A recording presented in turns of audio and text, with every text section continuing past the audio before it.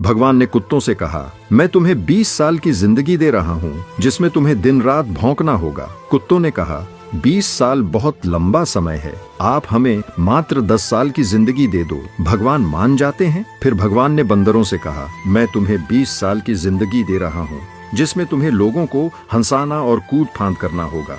तो बंदरों ने भी कहा, 20 साल बहुत ज्यादा है, आप हमारी उम्र भी कुत्तों की तरह 10 साल ही कर दीजिए। भगवान फिर से मान जाते हैं। फिर भगवान ने गाय से कहा, मैं तुम्हें 60 वर्षों का जीवन देता हूँ जिसमें तुम्हें किसानों की मदद करनी है और खेती बाड़ी करनी है।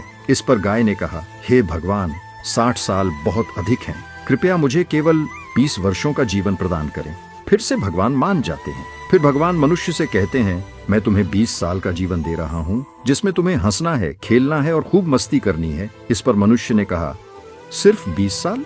आप ऐसा कीजिए, मेरे 20 साल के साथ कुत्ते के बचे हुए 10 साल, बंदर के 10 साल और गाय के छोड़े हुए 40 साल भी मुझे दे दीजिए। भगवान मान जाते हैं और कहते हैं, जैसी तुम्हारी मर्जी।